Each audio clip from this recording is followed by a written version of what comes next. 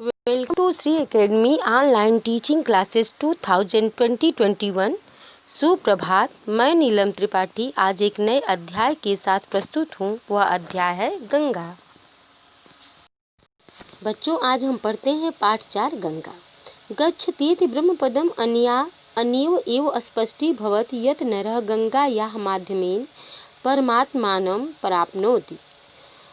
ब्रह्म पद में यह उल्लेख स्पष्ट रूप से उल्लेख है कि जो मनुष्य गंगा के माध्यम में होता है वह परमात्मा को प्राप्त करता है, अर्थात मनुष्य गंगा के माध्यम से परमात्मा को प्राप्त करता है। यथा माता पुत्रं पालयति पोषयति च तथैव गंगा मानवस्य शारीरिकान् मानसिकान् च कष्टान् दूरीकृत्वा सर्वथा तस्य हितं साधयति। जैसे माता पुत्र का पालन पोषण करती हैं, उसी तरह से गंगा मनुष्य के शरीर के मानसिक कष्टों को दूर कर उसके हित को साधती है। तदेव गंगा माता अपि कथ्यते, इसलिए वे गंगा माता कही जाती हैं।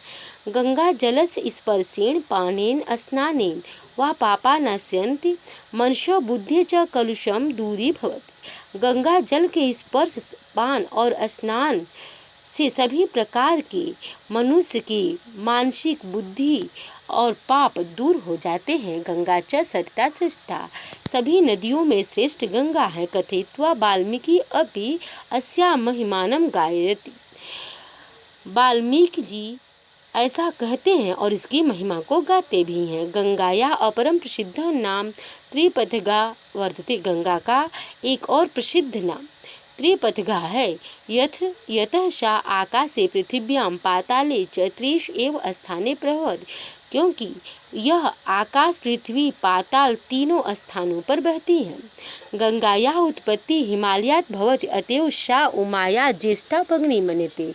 गंगा की उत्पत्ति हिमालय से होती है और यह उमा की ज्येष्ठ बहन मानी जाती है।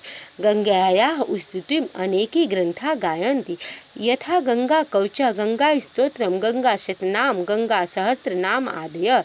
गंगा की स्तुति में अनेक ग्रंथ गाए गए हैं, जैसे गंगा कवच, गंगा स्तोत्र, गंगा शतनाम, गंगा सहस्त्रनाम आदि।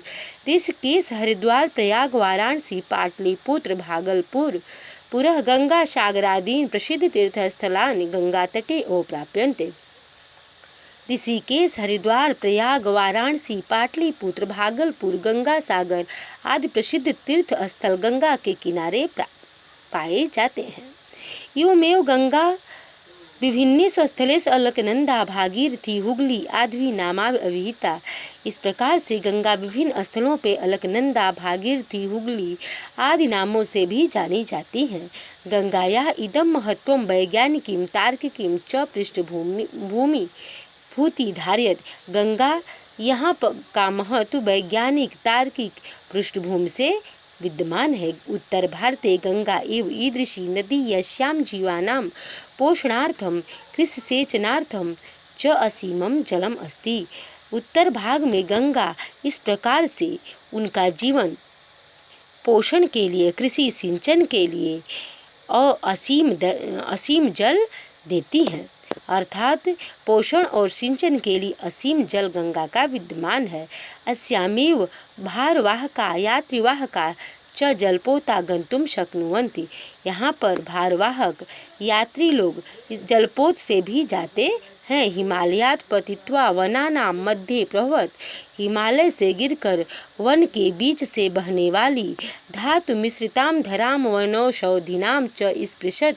गंगाया जलम अमृततुल्यम गुणवत् जायन्ते।